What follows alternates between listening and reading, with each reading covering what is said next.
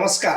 कार्यक्रम समाज संवादमा म रोजन राईको राजनीतिक, आर्थिक अनि सामाजिक विषयवस्तुमाथिको विश्लेषणसँगै समसामयिक अनि आम जनसरकारको विषयमा केन्द्रित रहेर हामी समाज संवादमा कुराकानी गर्ने गर्छौँ। आज हामी मुलुकको पछिल्लो समय बिग्रदो राजनीतिक अवस्थासँगै नयाँ नयाँ आन्दोलनका कुराहरू सुनिने गर्छ र नयाँ नयाँ कार्यक्रमहरू पनि सडकमा या सतहमा आउने गरेको देखिन्छ। यही सन्दर्भमा अहिले आएर मुलुकको राज्य व्यवस्थाको परिवर्तनसम्मको हल्ला पनि अलिक बाक्लै रूपमा सुनिने गरिन्छ। अब यी सबै विषयहरूको भ्रम, यथार्थ या सत्यता के हो भन्ने सन्दर्भमा आज हामी कुराकानी गर्नेछौँ, जसको लागि आज मसँग हुनुहुन्छ एकजना वरिष्ठ अधिवक्ता डाक्टर सुरेन्द्र भण्डारी। उहाँ नेपालका लागि नेपाली अभियानका अभियन्तासँगै नागरिक अगुवाको रूपमा पनि काम गरिरहनु भएको छ। उहाँसँग आज हामी यिनै विषयको सेरोफेरोमा रहेर कुराकानी गर्नेछौँ। सर्वप्रथम यहाँलाई स्वागत छ। धन्यवाद रजन सर। र साहब, अब डाक्टर सुरेन्द्र भण्डारीको जीवन एक हिसाबले नेपालीहरूले चाहिँ अमेरिका भनेपछि स्वर्गको रूपमा हेर्छन्। हजुर हजुर। यहाँ त्यो स्वर्ग भन्ने ठाउँमा पुग्नु भयो हजुर होइन? अमेरिका जस्तो ठाउँमा गएर अध्ययन गर्नुभयो, त्यहीबाट अब विभिन्न मुलुकहरूमा अध्यापन पेसाहरू पनि गर्नुभयो, जस्तै जापान, रुसमा पनि गर्नुभयो। तर पछिल्लो समयमा नेपालमा आएर यहाँ नागरिक आन्दोलन सँगसँगै राजनीतिक मुद्दाहरूमा पनि बढी केन्द्रित भएर कुरा गर्दै हुनुहुन्छ। हजुर। कसरी यहाँसम्म आइपुग्ने वातावरण बन्यो? धन्यवाद रजन सर। सबभन्दा पहिला त मैले विदेशमा बस्दाखेरि पढाउँदाखेरि पनि नेपालको विषय चाहिँ मेरो अध्ययन र अनुसन्धानको एउटा महत्त्वपूर्ण पक्ष थियो। मैले जति पनि लेखहरू लेखेँ, पुस्तकहरू लेखेँ, मेरा धेरै लेख र पुस्तकहरू विदेशबाट प्रकाशित छन्। त्यसको झन्डै 60% चाहिँ नेपालकै विषयमा मैले लेखेको छु। र मेरो चिन्ता के थियो भने नेपालमा डेमोक्रेसी चाहिँ आयो, तर डेमोक्रेसीबाट नागरिकले पाउनुपर्ने त्यसका बेनिफिटहरू, प्रिमियम नागरिकले पाएनन्। डेमोक्रेसीलाई चाहिँ लोकतन्त्र भन्ने जुन शब्दमा बन्यो त्यो चाहिँ लुटतन्त्रमा परिणत भयो। अर्थात् राज्यमा बस्ने व्यक्तिहरूले राज्य संयन्त्रको दुरुपयोग गरे, चरम रूपमा भ्रष्टाचार गरे, पैसा कमाउने काम गरे, राजनीतिलाई पेसा बनाए र नागरिकहरूले राज्यबाट पाउनुपर्ने आधारभूत सेवा सुविधा पाएनन्। न्यायबाट पनि नागरिकहरू वञ्चित भए। त यो मुलुकको यो जुन समस्या देखा पर्यो, यो समस्यालाई मैले तीनटा किसिमले हेरेँ। एउटा चाहिँ लोकतन्त्रमाथि नै प्रहार भयो, लोकतन्त्र नै कमजोर अवस्थामा पुग्यो। त्यसैले लोकतन्त्रका लागि हामी पनि लोकतन्त्रका लागि लडाइँ गरेका व्यक्तिहरू हौँ र लोकतन्त्रलाई साँचो अर्थमा बचाउनु पर्दछ, त्यसमा मेरो पनि भूमिका हुनुपर्दछ भन्ने एउटा त्यो लाग्यो। दोस्रो, राष्ट्रियता दिन प्रतिदिन कमजोर भएर गएको देखेँ मैले। र विदेशमा बस्दाखेरि हामी सबैलाई थाहा छ कि नेपालीहरूको हैसियत कस्तो छ। जतिसुकै जिनियस होस्, जतिसुकै राम्रो काम गरोस्, ऊ नेपाली हो, उसलाई धेरै राम्रो नजरले हेरिँदैन। किनकि उसको मुलुकको प्रतिनिधित्व, उसको मुलुकको गरिबी, उसको मुलुकमा भएका व्यथिति, उसको राजनीति, यी सब कुराले हेर्दाखेरि उसलाई पछिल्लो श्रेणीमा राखेर हेरिन्छ। त्यसले पनि एक किसिमको पीडा हुन्थ्यो। दोस्रो कुरा यो रह्यो।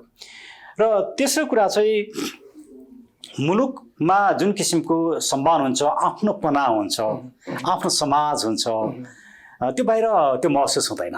डाक्टर साहबले जस्तै यहाँले भन्नुभयो, हामी पनि लोकतन्त्र बलियो भएको हेर्न चाहन्छौँ, लोकतन्त्रको लागि लडेकै मान्छे हौँ भनेर हुनुहुन्छ। तर लोकतन्त्र कमजोर हुनुमा यहाँहरूले कतै हानिरहेको छिनोहरूले, यहाँहरूले चाहिँ उठाइरहेको आवाजहरूले, गरिरहेको कार्यक्रमहरूले लोकतन्त्रलाई कमजोर पार्ने काम कतै यहाँहरूबाट पनि भयो भन्ने महसुस हुँदैन भने? हामीबाट भएको छैन रोजन सर। किनभने लोकतन्त्र भनेपछि जस्तै राजा र राजतन्त्रको पछाडि हामीले लोकतन्त्र स्थापना गर्यौँ, गणतन्त्रमा गयौँ होइन? मुलुक अहिले गणतन्त्रमा छ। हामी त्यो ठाउँबाट कुरा गरिरहेका छौँ होइन? अब यहाँ लोकतन्त्रवादी भन्दै हुनुहुन्छ, तर यहाँहरूको पछिल्लो समय जसरी यहाँले पहिले नेपालको लागि नेपाली नागरिक अभियान सुचारू गर्दाखेरि चाहिँ यहाँहरूले भन्ने गर्नुहुन्थ्यो मुलुकको भ्रष्टाचार व्यथितिहरूको विरुद्धमा हाम्रो लडाइँ हो भन्दै हुनुहुन्थ्यो। तर आज आएर एउटा मुलुकमा राज संस्था पनि आवश्यक छ, हिन्दू राज्य पनि आवश्यकता छ भन्ने सम्ममा यहाँहरू पुगिसक्नुभयो हजुर हजुर होइन? हजुर। भनेपछि लोकतन्त्रप्रति यहाँहरू इमान्दार हुनुहुन्छ भन्ने त देखिएन। बहुत राम्रो प्रश्न राखिदिनु भयो। म छोटकरीमा भनौँ, सबभन्दा पहिला चाहिँ डेमोक्रेसी र गणतन्त्र, लोकतन्त्र र गणतन्त्र एउटै कुरा होइन। लोकतन्त्रको जननीको रूपमा मानिएको युनाइटेड किङडम मा गणतन्त्र छैन, त्यहाँ पनि राज संस्था नै छ। त्यसैले लोकतन्त्र र राज संस्था सँगसँगै जान सक्छन् र जान्छन् भन्ने कुराको प्रमाण त्यो आफै हो। जापान आफैमा एउटा डेमोक्रेटिक कन्ट्री हो, त्यो पनि गणतन्त्र होइन। गणतन्त्रमा पनि डेमोक्रेसी हुन्छ, गणतन्त्र बिना पनि डेमोक्रेसी हुन्छ। त्यसैले डेमोक्रेसी र गणतन्त्रलाई चाहिँ हामीले एकअर्कासँग छुट्याउनै नसकिने इन्सेपरेबल एलिमेन्ट मान्यो भने त्यो चाहिँ गल्ती हुन्छ। अहिलेको शासन व्यवस्थाले तर के छ भने राज्य व्यवस्थाको सञ्चालनमा लोकतन्त्र भनेको पनि जनताहरूको स्वतन्त्रताको कुरासँग जोडियो होइन? हजुर। तर हाम्रो मुलुकमा चाहिँ राजतन्त्र जब हाबी हुन्छ या राजतन्त्र हामी सँगसँगै हुन्छ, त्यो बेलामा नागरिकको हकहरू कुण्ठित हुन्छन्, नागरिकहरूले बोल्न पाउँदैनन्, लागेका कुरा भन्न पाउँदैनन् भन्ने हिसाबबाट हेर्दाखेरि लोकतन्त्र र राजतन्त्र सँगै राख्दाखेरि एउटा खोरमा खसी र बाघ राखे जस्तो हुँदैन? म यसमा आउँछु। हजुरका दुईटा महत्त्वपूर्ण प्रश्न आइसकेका छन्। पहिलो मैले के निवेदन गरेँ भने लोकतन्त्र, डेमोक्रेसी र रिपब्लिकन स्टेट एउटै अवधारणा होइन, फरक कुरा मैले त्यो भने। दोस्रो कुरा के त अब तपाईँहरूले राजतन्त्रको कुरा गर्दाखेरि लोकतन्त्रका आधारभूत सिद्धान्तहरू त समाप्त हुन्छन् नि भन्ने जुन यहाँले चासो राख्नुभयो, म त्यसमा आउँछु। र त्यस पछाडि किन अहिले लोकतन्त्र वास्तवमा कमजोर अवस्थामा पुग्यो, लोकतन्त्रमाथि आक्रमण गरियो, त्यो कुरामा म आउँछु र हामी किन लोकतन्त्र बचाउन खोजिरहेछौँ भन्ने कुरामा आउँछु। राजतन्त्र र राज संस्था या राजावादी, यो जुन अहिलेको बजारमा देखिएका टर्मिनोलोजी छन्, यो विषयमा हामी क्लियर हुन जरुरी छ। राजावादी भनेको चाहिँ राजाकै एउटा पोलिटिकल आइडियोलोजी हुन्छ भन्ने कुरा हो। वास्तवमा राजाको कुनै पनि पोलिटिकल आइडियोलोजी हुँदैन। पोलिटिकल आइडियोलोजी हुनासाथ त्यो वाद हुनासाथ त्यो पोलिटिकली कन्टेस्टेड हुन्छ, त्यो विभाजित हुन्छ। हामीले खोजेको दुनियाँका इतिहास र दुनियाँको अभ्यासलाई हेर्दाखेरि राजा एउटा त्यस्तो संस्था जुन डिभाइडेड हुन सक्दैन, जसले पोलिटिक्स गर्दैन। हिजो किन राज संस्था मुलुकबाट गयो त्यसका थुप्रै कारण छन्, देशी विदेशी धेरै तत्त्वहरू लागेका छन्। तर एउटा आन्तरिक कारण के हो भने राजा स्वयं आफै राजनीतिमा ओर्ले या राजनीतिक शक्ति प्रयोग गर्न थाले। त्यो कारणले गर्दाखेरि हिजो राजा चाहिँ बहिर्गमनमा परेका हुन्। त्यसैले पहिलो कुरा राजाको वाद हुँदैन, हामी राजावादी होइनौँ, हामी राजाको वादमा विश्वास गर्दैनौँ, नम्बर 1। नम्बर 2, हामी राजतन्त्रको पक्षमा पनि छैनौँ। राजतन्त्र भनेको राजाले नै राजनीतिक अधिकार लिएर शासन गर्नुपर्दछ। सबै कुरा राजा हुन्। पोलिटिकल सभरेन्टी पनि राजाबाटै आउँछ, नागरिकहरू केही पनि होइनन्। सबै कुराको स्रोत चाहिँ राजा हुन् भन्ने जुन अवधारणा छ, त्यो अवधारणा चाहिँ हाम्रो मुलुक सापेक्ष छैन। त्यो अभाव सिद्ध भएर त्यस किसिमको राजतन्त्र समाप्त भइसकेको अवस्था हो। हामी त्यसलाई पुनरावृत्ति गरिराखेका छौँ। यहाँहरू जम्मी राज संस्थाको पक्षमा छौँ, पक्षमा हुनुहुन्छ। अब त्यो चाहिँ के भन्यो, भूमिका के हो त? त्यो भन्नुभएको चाहिँ खास अर्थ के हो? राइट, त्यो भनेको चाहिँ हाम्रो जस्तो जुन जियो पोलिटिक्स छ, हाम्रो समाज छ, हामी जुन अवस्थामा रहेका छौँ, यस्तो मुलुकमा चाहिँ हेड अफ द स्टेट चाहिँ राजनीतिभन्दा माथि उठेको, कुनै दललाई प्रतिनिधित्व नगर्ने, दलको पनि गुटलाई प्रतिनिधित्व नगर्ने, दलका विवादमा समाविष्ट नहुने र सिङ्गो नागरिक र समाजलाई प्रतिनिधित्व गर्न सक्ने। किन हाम्रो समाज भनेको एउटा विविधताले भरिएको समाज हो। यस्तो विविधताले भरिएको समाजमा सबैले त्यो हेड अफ द स्टेटलाई मेरो हेड अफ द स्टेट हो भनेर आत्मबोध गर्न सक्ने र स्वामित्वमा लिन सक्ने त्यस्तो संस्था हामीलाई चाहिन्छ। र अहिलेको गणतन्त्रको एउटा जस्टिफिकेसन चाहिँ के हो, किन गणतन्त्र राम्रो भनिन्छ भने एउटा वंशीय परम्पराबाट शासन गर्दाखेरि सम्पूर्ण मुलुक र नागरिकको प्रतिनिधित्व हुँदैन। त्यसले नागरिकबाटै प्रतिनिधित्व भएर गएको व्यक्ति चाहिँ हेड अफ द स्टेट हुँदाखेरि सम्पूर्ण नागरिकको प्रतिनिधित्व हुन्छ भन्ने यसको सैद्धान्तिक अवधारणा हो। तर नेपालमा गणतन्त्रको सैद्धान्तिक अवधारणा चाहिँ असफल भयो, किनभने अहिले टर्मका आधारमा 3 टर्म राष्ट्रपति भए, व्यक्तिका आधारमा हेर्दा 2टा भए।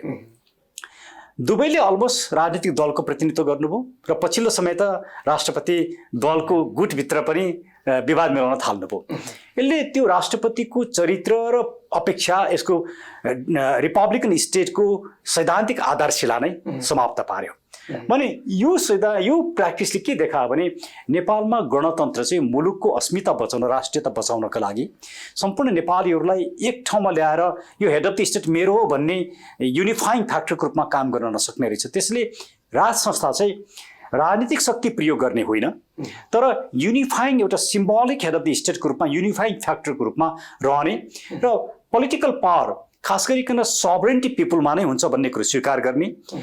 यहाँ डिपार्चर हामीले हेरौँ है, हिजोको राजतन्त्रले पोलिटिकल पावर सबरेन्टी पिपुलमा छ भन्ने कुरो स्वीकार गरेन, त्यो नै प्रब्लम थियो। 62-63 को आन्दोलनका थुप्रै नकारात्मक पक्ष होला, तर त्यसको एउटा राम्रो पक्ष छ। त्यो पक्ष भने के हो भने पोलिटिकल पावर र सबरेन्टी चाहिँ पिपुलमा रहन्छ भन्ने कुरो त्यसले स्थापित गर्यो। हाम्रो बटम लाइन त्यही हो।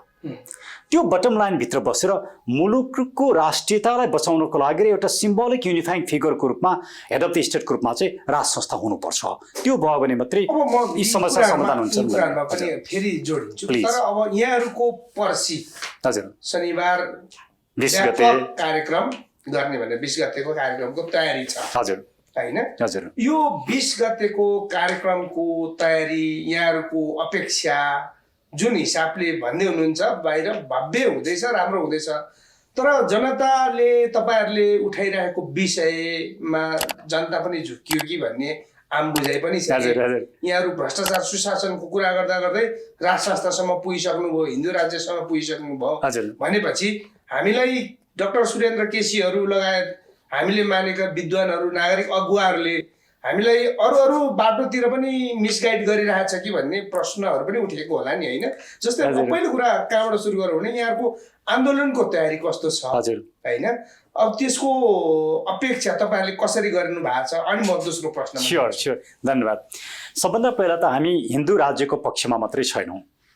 हामीले यो मुलुकमा बुद्ध यो मुलुकको सबैभन्दा ठुलो एउटा प्रतीक हुन्, यो मुलुकको आस्था हुन् र बुद्ध धर्मलाई हामीले इग्नोर गरेर नेपालको आफ्नोपना, नेपालीपना बस्दैन। त्यसैले हिन्दू धर्म पनि नेपाली माटोमा नै उब्जिएको र नेपालको आफ्नो धर्म हो। त्यति मात्रै नभएर किराँत धर्मलाई हेरौँ। किराँत धर्म चाहिँ एउटा यस्तो सभ्यता जुन नेपालमा मात्रै छ, दुनियाँमा कहीँ पनि छैन। यो एउटा मौलिक धर्म हो। यस्ता मौलिक धर्म, संस्कृति, परम्परा सबैलाई बचाउनु पर्दछ भन्ने हाम्रो भनाइ हो। जस्तै हिन्दू, बुद्ध, किराँत सहितको धर्म सापेक्ष राज्य, अथवा त्यसलाई भाषा कसरी मिलाउनुपर्छ आफ्नो ठाउँमा होला, तर हामीले हिन्दू स्टेटको मात्रै कुरा गरेका छैनौँ, एउटा। दोस्रो कुरा, अहिले नेपाली समाजमा भएको जुन विभेद छ, त्यो विभेदको अन्त्य नभएसम्म नेपाली समाज चाहिँ एउटा न्यायपूर्ण समाज हुन सक्दैन। त्यसैले हिन्दूवाद या हिन्दू धर्मको मात्रै कुरा गरेर नेपाली समाजको विभेदको समाधान हुँदैन। त्यसले हामी साँचो अर्थमा धर्मलाई हामी कुन रूपमा हेरिरहेछौँ भने त्यसलाई मार्केटसँग पनि जोडिनुपर्छ र त्यसलाई मार्केट बिल्ड गर्ने र इम्प्लोइमेन्टको आधार बनाउनु पर्छ एउटा, र हाम्रो आफ्ना मौलिकताहरू र नेपालीपना बचाउनु पर्छ भन्ने दोस्रो आधार। अब हाम्रो तयारी कस्तो छ भन्ने क्रममा आउँदाखेरि यो नागरिक आन्दोलन हो, यो राजनीतिक दलले गरेको आन्दोलन होइन, यो स्वतःस्फूर्त रूपमा भइराखेको आन्दोलन हो। आज मुलुकमा जसरी स्वतःस्फूर्त रूपमा धनगढीदेखि लिएर पोखरा या बुटोल या विभिन्न ठाउँमा जुन देखिएका छन् र 20 गते नै चितवन, झापा र जनकपुर लगायत विभिन्न 10-12 वटा ठाउँमा मुभमेन्ट एकै समयमा 11 बजे नै, मङ्सिर 20 गते शनिबार 11 बजे काठमाडौँको माइतीघर मण्डलामा फोकस, तर देशभरि 10-11 वटा ठाउँमा आन्दोलन हुँदैछन्। र यी स्वतःस्फूर्त रूपमा भइरहेका आन्दोलनहरूले के देखाइराखेका छन् भने नागरिकहरू अहिलेको शासन व्यवस्था र अहिलेका शासन व्यवस्थाका नेताहरू र दलहरूसँग वाक्क भइसके। उहाँहरूले डेलिभरी दिन सक्नु भएन, उहाँहरूले पिपुलको अपेक्षा पुरा गर्न सक्नु भने। दुईटा साना उदाहरण लिन्छु म, यस्ता थुप्रै छन्। 170 रुपियाँ पर्ने साबुनलाई 3780 रुपियाँको बिल बनाइयो। गणतन्त्रको चरित्र त यी देखियो नि। 48 लाखको गणतन्त्रले गरेन होला नि त। गणतन्त्रमा जसले अहिले कार्यभार सम्हालेको छ, पात्र गलत हुँदैमा व्यवस्थालाई नै गलत भनेर व्याख्या गर्न चाहिँ कति मिल्छ म त्यसमा आउँछु। 48 लाखमा नयाँ गाडी पाइन्छ, मर्मत खर्च 58 लाख लाग्छ। यदि व्यवस्था ठिक हुन्थ्यो भने दक्षिण कोरियाको राष्ट्रपतिले, सिटिङ राष्ट्रपतिले भ्रष्टाचार गर्यो भनेर मुद्दा चलाएर जेलमा राख्न सकिँदो रहेछ नि, व्यवस्था ठिक हुँदाखेरि। किन यी व्यक्तिहरूमाथि कारबाही हुन सकेन? त्यसैले यो खालि व्यक्तिको मात्रै एउटा सानो घट्टाको मात्रै होइन, सिङ्गो सिस्टम नै के छ भने भ्रष्टाचार टलरेन्ट छ। ट्रान्सपेरेन्सी इन्टरनेसनलले रिपोर्ट निकाल्यो नि, प्रधानमन्त्री स्वयं आफै भ्रष्टाचारको संरक्षण गरिरहनु भएको छ र अहिले एसियाको नम्बर 1 भ्रष्टाचारी मुलुकको रूपमा नेपाल पुग्यो। त्यसलाई त सरकारले नै अब त्यो प्रतिवेदन नस्वीकार्ने, अस्वीकार गर्ने, खारेज गर्ने शब्द प्रयोग गर्ने। राइट। आफूलाई मन पर्दो आयो भने स्वीकार गर्ने, आफूलाई मन नपरेपछि खारेज गर्ने, यो चाहिँ अलोकतान्त्रिक चरित्र, अटोक्रेटिक चरित्र हो। यसले समग्रतामा के देखायो भने, म धेरै तथ्यमा जान्न, यसले समग्रतामा के देखायो भने अहिलेको शासन व्यवस्था चाहिँ भ्रष्टाचारी भयो, यसले राष्ट्रियतालाई मजबुत पार्न सकेन र राजनीतिलाई व्यापारीकरण गर्यो। यी तीनटा समस्याको समाधान कसरी गर्ने त? हामीले राखेको प्याकेज यो हो र हामीले के भन्यौँ भने भ्रष्टाचारको अन्त्य गर्नका लागि नागरिक आयोग चाहिन्छ र त्यो नागरिक आयोग चाहिँ निष्पक्ष, निष्कलङ्कित व्यक्तिहरू, समाजले पत्याएका व्यक्तिहरू हुनुपर्छ, पावरफुल हुनुपर्छ र पञ्चायत कालदेखि आजसम्म सत्तामा बस्ने प्रत्येक व्यक्तिको सम्पत्तिको यो कुरा तपाईहरु यही कुरा भन्नको लागि माइती घरमा कार्यक्रम राख्दै हुनुहुन्छ। एउटा मेजर एजेन्डा सरकारले तपाईहरुलाई नै लक्षित गरेर त भन्न मिलेन। अहिलेको विषम परिस्थितिको कारणले सरकारले अहिले भेला, जुलुस, आन्दोलन को कुनै पनि कामहरू गर्नलाई निषेध गरेको छ। कसरी अगाडि लक्षितै गरिने हामीलाई 20 गते चाहिँ नगर्नु भनेर भने चाहिँ यो त डाक्टर सुरेन्द्र केसीहरूको कार्यक्रमलाई सुरेन्द्र भण्डारीलाई हजुर अब राष्ट्रिय चाहिँ नागरिक आन्दोलनलाई चाहिँ निषेध छ भनेन। अहिलेको परिस्थिति पनि त्यस्तै छ। 20 गते भनेर भन्यो। वास्तवमा हामीले जुन कार्यक्रम गर्न लागिरहेका छौँ त्यो कार्यक्रमको इम्प्याक्ट लाई उनीहरूले बुझेर सरकार त्रसित भएको देखिन्छ। तर मूलत कुरा के हो भन्दाखेरि डेमोक्रेसीमा नागरिकहरूले शान्तिपूर्ण रूपमा, अहिंसात्मक रूपमा आफ्ना विचारहरू राख्न पाउनु पर्दछ। निहत्था नागरिकहरूमाथि र शान्तिपूर्ण रूपमा भएका आन्दोलनहरूमाथि दमन गर्न पाइँदैन। तर सरकार त अहिंसात्मक आन्दोलन र नागरिक आवाजलाई पनि दबाउने चेष्टा गरिरहेको छ। यो नै अलोकतान्त्रिक चरित्र। मैले सुरुमा किन हामी डेमोक्रेसी बचाउनको लागि भने तीनटा कुराहरूले, एउटा चाहिँ डेमोक्रेसीको सबभन्दा मुख्य चरित्र भनेको निर्वाचन हो। निर्वाचनमा उम्मेदवारी किन्नुपर्छ, मतदाता किन्नुपर्छ, छलकपट जालझेल गर्नुपर्छ, भोजभतेर गर्नुपर्छ अनि गुन्डा परिचालन गर्नुपर्छ। यो चाहिँ डेमोक्रेटिक इलेक्सन नै होइन। यो त्यसैले डेमोक्रेसीको पहिलो कोर भ्यालु नै समाप्त पारिएको छ एउटा। दोस्रो, डेमोक्रेसीमा सरकारले गुड गभर्नेन्स दिन्छ, असल शासन दिन्छ। असल शासनका थुप्रै इन्डिकेटर छन्, त्यसमध्ये एउटा भ्रष्टाचार। भ्रष्टाचारको अघि मैले कुरा गरिहालेँ। मुलुक आज भ्रष्टाचारले आक्रान्त छ। दोस्रो, तेस्रो रुल अफ ल, डेमोक्रेसीको अदालतको निर्णय नमान्ने, संविधान नमान्ने, आफैले बनाएको कानुन नमान्ने। यी तीनटा कुराले के देखायो भने डेमोक्रेसीको सम्पूर्ण चरित्रहरू चाहिँ आज समाप्त भएको अवस्था छ। त्यसैले यो डेमोक्रेसीलाई नै बचाउनु पर्ने आजको क्राइसिस, मुलुकको क्राइसिस भनेको डेमोक्रेटिक क्राइसिस हो। त्यो डेमोक्रेटिक क्राइसिसलाई बचाउनको लागि तपाईँले इलेक्सन सिस्टममा रिफर्म भएन, सरकारलाई चाहिँ हामीले ट्रान्सपरेन्ट र अकाउन्टेबल बनाउन सकेनौँ, गुड गभर्नेन्स दिन सकेनौँ र रुल अफ ल स्थापित गर्न सकेनौँ भने डेमोक्रेसी चाहिँ नाम मात्रैको हुन्छ र डाक्टर गोविन्द केसीले भने जस्तै त्यो चाहिँ लुटतन्त्रमा परिणत हुन्छ। आज लुटतन्त्रमा परिणत भएको छ। डेमोक्रेटिक अभ्यासमा कमजोर भएको अहिलेको अवस्था हजुर यहाँले पनि भन्नुभएको छ, नागरिकहरूले पनि अनुभूत गरिराख्नु भएको होला होइन। यसमा कति संख्याले मान्छन्, कसरी मान्दैनन् आफ्नो कुरा हो। राइट। तर अब यो सबै व्यवस्थाहरू फेलियर हुँदाखेरि यसलाई राज संस्थाले नै चाहिँ अन्तिम औषधिको काम गर्छ, यी सबै अव्यवस्थाहरूलाई राज संस्थाले नै ठिक ठाउँमा ल्याउँछ भन्ने कुनै त्यस्तो ग्यारेन्टी गर्न सकिन्छ र? सकिन्छ। किन सकिन्छ भने आजको एउटा महत्त्वपूर्ण गम्भीर समस्या भनेको नेपालको वैदेशिक नीति, वैदेशिक सम्बन्ध हो। त्यो वैदेशिक सम्बन्ध किन यो हदसम्म तलसम्म आएर किन यसरी गिरो र कमजोर भयो भने पोलिटिकल लिडर्स र पार्टिजहरू चाहिँ आफू सत्तामा पुग्न, प्रधानमन्त्री मन्त्री बन्नको लागि दूतावास धाउने र विदेशीहरूको चाकडी गर्ने काम गर्न थाले। त्यसले गर्दा हाम्रो राजनीतिक स्वाधीनता, पोलिटिकल इन्डिपेन्डेन्स र सबरेन्टी नै गुमाए। त्यो राज संस्था चाहिँ कस्तो हुन्छ भने उसलाई राजनीति गर्नु पर्दैन, उसलाई प्रधानमन्त्री बन्नु नि पर्दैन, मन्त्री बन्नु नि पर्दैन, उसको सिट सेक्युर्ड हुन्छ र ऊ राजनीतिभन्दा माथि उठ्न सक्छ। जसले गर्दा मुलुकका कोर इन्ट्रेस्टमा उसले कम्प्रोमाइज गर्दैन। विगतमा भएको राजतन्त्रले पनि मुलुकका कोर इन्ट्रेस्टमा कम्प्रोमाइज गरेन। राजा ज्ञानेन्द्रको कन्टेक्स्ट के हो भनेदेखि हामीले एउटा बुझ्नुपर्ने कुरा के छ भने यदि राजा ज्ञानेन्द्रले भारतलाई या कुनै विदेशी शक्तिलाई रिजाउन खोजेका भए, रिजाउन चाहेका भए उनी सत्ताबाट हट्नु पर्दैन थिए, दरबार छोड्नु पर्दैन थिए। त्यो कुरा त दुनियाँले बोलेका छन्, इन्डियन मिडियाले बोले, इन्डियाका आर्मीका व्यक्तिहरूले बोले, रका मानिसहरूले बोले। यसले के देखाउँछ भने हाम्रो अहिलेको पोलिटिकल कल्चर चाहिँ कस्तो भयो भने एन्टी नेसनलिस्ट र सत्ता नै सबै कुराको अन्तिम बिन्दु र सत्ता प्राप्त गर्नको लागि मुलुकै बेच्न पनि तयार।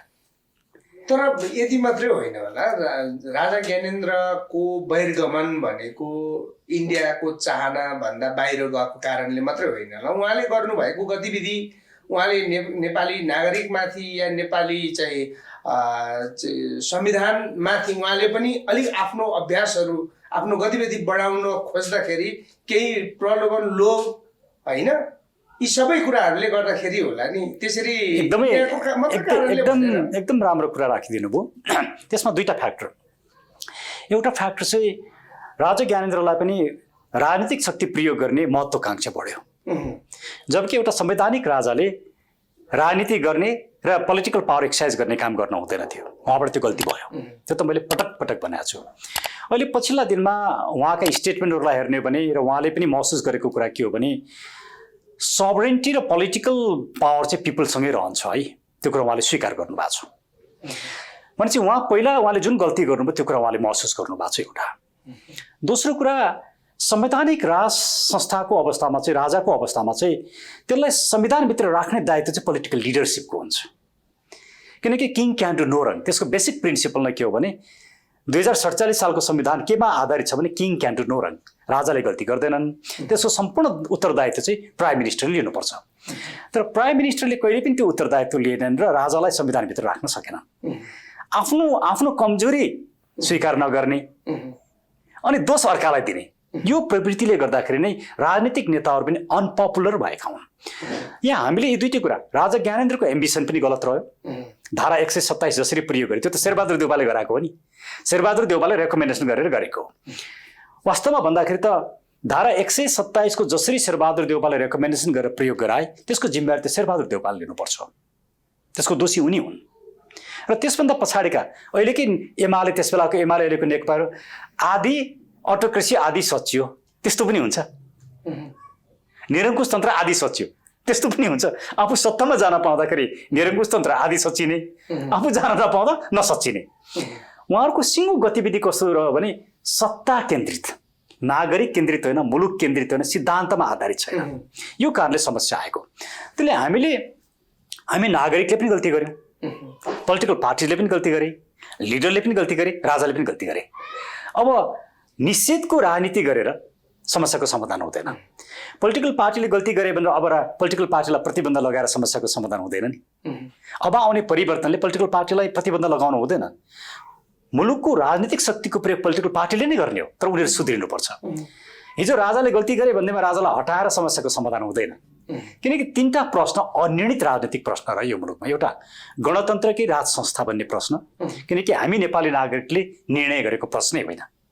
दोस्रो संघीयता, हामीले निर्णय गरेको प्रश्न होइन। धर्मनिरपेक्षता, हामीले निर्णय गरेको प्रश्न होइन। त्यसले यस्ता फन्डामेन्टल भनिराख्दाखेरि नागरिकहरूको प्रतिनिधित्व या नागरिकको निर्णय होइन भन्दै हुनुहुन्छ यहाँले। हजुर। तर नागरिकहरूबाट निर्वाचित जनप्रतिनिधिहरू भनेको नागरिकको प्रतिनिधि हुन्। हजुर। उहाँहरूको बहुमतले, 2/3 भन्दा बहुमतले पारित गरेको बनाएको कानुन नमान्ने भन्नु या त्यसको अपव्याख्या गर्नु भनेको त हामी सिधै व्यवस्था विरोधी नै छौँ भन्ने त त्यही देखिन्छ नि। धन्यवाद। सबभन्दा पहिला हामी कहाँ हेरौँ, यसको हिस्टोरिकल पक्षलाई हेरौँ। जुन 62-63 को जनआन्दोलन भयो, यहाँले म कृपया गोविन्दराज जोशीसँग यहाँले कुरा गरिदिनुहोस्, उहाँ जीवित नै हुनुहुन्छ। 62-63 को आन्दोलन घोषणा गर्ने बेलामा गिरिजा बाबु उहाँलाई चाहिँ होम एरेस्टमा राखिएको थियो र गोविन्दराज जोशीले सही गरेर प्रेस स्टेटमेन्ट जारी गरेर त्यो सुरु भएको हो। र त्यहाँ कहीँ पनि राजा हटाउने भन्ने कुरा छैन, नम्बर 1। र 12 बुन्दी जुन इन्डियामा गरियो त्यहाँ पनि राजा हटाउने भन्ने कुरा छैन। र त्यो सिङ्गो मुभमेन्टमा कहीँ पनि गणतन्त्रको एउटा पनि नारा लागेको छैन, कहीँ पनि धर्मनिरपेक्षताको नारा लागेको छैन, कहीँ पनि संघीयताको नारा लागेको छैन। त्यसैले त्यो पिपुलले निर्णय गरेको विषय होइन, एक। दोस्रो कुरा, जब संसद पुनर्स्थापित भयो, संसद पुनर्स्थापित भइसके पछाडि त्यो संसदले गरेको निर्णयमा पनि राजा हटाउने भन्ने कुरा छैन। अब त्योभन्दा पछाडिका जति पोलिटिकल डेभलपमेन्टहरू भए त्यो पोलिटिकल डेभलपमेन्टमा राजालाई हटाउने काम गरियो। तर पिपुलको मत राजा चाहिन्छ कि चाहिँदैन भनेर लिएन, तर धर्मको विषयमा लियो नि। धर्मको विषय लिँदाखेरि 90% व्यक्तिहरूले चाहिँ धर्मको पक्षमा जुन मत दिए त्यसलाई त मान्यतै दिएन। त्यो चाहिँ एन्टी डेमोक्रेटिक रह्यो। र वास्तवमा संविधानको कुरा यहाँले गर्दाखेरि संविधान सभाको मुख्य भूमिका र उपादेयता के हो भने त्यसले संविधानका प्रत्येक धारा उपधाराको विषयमा छलफल गर्छ, लिखित रूपमा छलफल गर्छ, त्यसको फिलोसफी के हो, त्यसको पोलिटिकल आदर्शलाई के हो, त्यो दस्तावेज तयार गर्छ, ती विषयमा छलफल हुन्छ, नागरिकलाई पनि बताइन्छ, अनि संविधान बन्छ। यी कुनै पनि कुरा भएन। कन्स्टिट्युसन मेकिङ डकुमेन्ट नै बनेन, त्यसको डिबेट डकुमेन्ट नै बनेन। जति कुरा गरे पनि यो आफ्नो तर्क या आफ्नो विचारलाई पुष्टि गर्ने बाटो बाहेक अरू केही होइन। आम मान्छेले बुझिरहेको छ नि, दर्शकहरूले त्यही बुझिरहेको। त्यस्तो पनि होइन, यो त तथ्य हो। त्यसो होला। हजुर। अब भोलि यहाँहरूले गरिरहेको क्रियाकलाप या आन्दोलन या यहाँहरूले गरिराख्नु भएको गतिविधिलाई अब कुनै न कुनै हिसाबले प्रतिक्रिया त आउँछ नि, राइट होइन? राइट। अब उहाँहरूले भन्ने भाषा चाहिँ भोलि सायद यही होला, धमिलो पानीमा माछा मार्ने गतिविधि भइरहेको छ भने आखिर तपाईँहरूले चाहिँ अहिलेको बेलामा जुन हिसाबले धमिलो पानी भइरहेको देख्नु भएको छ र राजनीतिक दाउ हान्ने बेला यही हो भन्ने ठान्नु भयो कि कसरी यो मङ्सिर 20लाई के अरे पुस 20लाई चाहिँ यहाँहरूले मङ्सिर 20लाई चाहिँ यहाँहरूले त्यो हिसाबले आन्दोलनको तिथि तयार गर्नु? हजुर, हामीले किन तिथि तय गर्यौँ भने एक मुलुक आज ज्यादै जटिल अवस्थामा पुग्यो, जसलाई सत्ताको हामीले बागडोर सुम्पिएका थियौँ। उहाँहरू कोभिडको यस्तो महामारी छ, नागरिकहरू खान नपाएर भोकभोकी मर्नुपर्ने अवस्था छ, सुसाइडको रेट त्यस्तो छ, केही नागरिकहरूले खाना खुवाउने काम गरेका छन्, त्यो पनि खाना खुवाउने कामलाई पनि प्रतिबन्ध लगाइएको अवस्था छ। यो सम्पूर्ण कुरोलाई हेर्दाखेरि सरकार चाहिँ आफ्नो आन्तरिक दण्डमा कुर्सीको लडाइँमा लागेको छ। यसले के देखायो भने यो सत्ता र सरकार चाहिँ नागरिक विरोधी भयो। यस्तो अवस्थामा नागरिकको जीवनको रक्षा गर्न पनि यो असफल भयो। तसर्थ मैले बोलिरहेका कुराहरू चाहिँ प्रचण्ड र ओलीले पेश गरेका 19 पेज र 38 पेजका दस्तावेजले नै पुष्टि गरेका छ। यो हामीले भन्दै आएका कुराहरू अब उहाँहरूले नै प्रमाणित गरिदिनु भयो। त्यसले सरकारले नागरिकको जिम्मा लिन सकेन, सरकारले मुलुक बचाउन सकेन। एउटा सानो उदाहरण दिउँ। चुचे नक्सा आयो, भारतका खुफिया एजेन्सीका प्रमुख आएर राति 10 देखि 12 बजीसम्म मिटिङ बसेपछि भोलिपल्ट आएको दसैँको शुभकामना बुचे नक्सा आयो। मान्छे राष्ट्रवाद के रहेछ भन्ने कुरो प्रष्ट भयो। यसले के देखाउँछ भने एकातिर राष्ट्रियता कमजोर भयो, नागरिकको जीवनको रक्षा गर्न सकेन र भ्रष्टाचार चाहिँ दिनदिनै बढिरहेको अवस्था, कोभिडमा समेत भ्रष्टाचार गरियो। अब यस्तो अवस्थामा यो इलेक्टेड गभर्मेन्टले आफ्नो सम्पूर्ण लेजिटिमेसी गुमाइसकेको हुनाले नागरिकको जीवन रक्षा गर्न, मुलुक बचाउन र राजनीतिलाई शुद्धिकरण गर्न कोही न कोही त बाहिर निस्किनै पर्यो। र नागरिकहरूले यो एजेन्डालाई साथ दिएको कुरा त आज मुलुकका विभिन्न ठाउँमा भइरहेका आन्दोलनले पनि देखाएको छ। त्यही आधारमा हामीले मङ्सिर 20 गते 11 बजे माइतीघर मण्डलामा अब नागरिक आन्दोलनको घोषणा गर्ने र त्यो नागरिक आन्दोलनको माध्यमबाट वर्तमान सरकार र सत्तालाई समाप्त पारेर नागरिक सरकार स्थापना गर्ने भन्ने कार्यक्रम हामीले अगाडि सारेका हौँ। हस् डाक्टर साहब, महत्त्वपूर्ण विचार समयलाई यहाँलाई धेरै धन्यवाद। दर्शकवृन्द, आजको समाज संवादको समय यही सकिन्छ। म लगायत मेरो सम्पूर्ण युनिटलाई बिदा दिनुहोस्। नमस्कार।